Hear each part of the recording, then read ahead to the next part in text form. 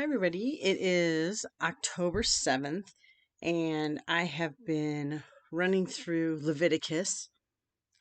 I still find it terribly interesting. Um, I was reading through Leviticus 11, like the whole chapter there, and it's all about clean and unclean animals, what they can and cannot eat. Um, And then in Leviticus 12, it was all about women after childbirth because of all the blood. It makes them unclean. And so, very specific, just as with the other, very specific details on what they need to do to become clean. Leviticus 13 is how laws applies to leprosy and the uncleanness with that, just like detecting it and seeing if it really is, and if it does this it's clean, if it does that it's unclean. And again, I'm thinking, it's like, what would Leviticus have to say to me today? Because based on what Paul says in Romans, animals are up for grabs, eat them all, whereas here they're not. um Women don't have to be quarantined for a week or 2 weeks after they have a baby, um, to purify themselves. Doesn't sound like a bad idea to me.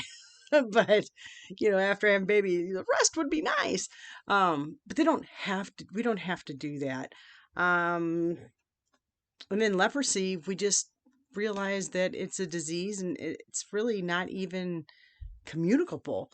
But this is what they were working with. And what kept coming back to me is, especially with the food and the cleansing, is they were set apart from the rest of the ancient world. Pretty much, if it walked, it moved, it was eaten. It didn't matter in the ancient world. Food was hard to come by.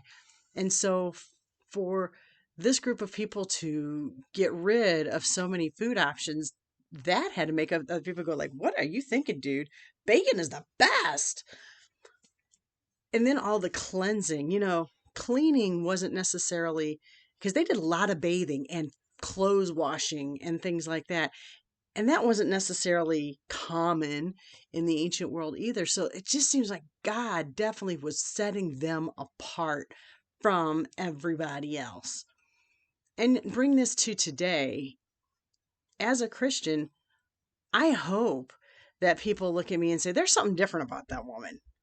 Um, Not that I'm righteous or special or whatever, just that somebody notices the Jesus in me, and that makes them say, that woman's set apart for whatever reason, even if they can put their finger on it, because that's what God does to his children. He sets them apart from other people. He says, you need to be different from everybody else.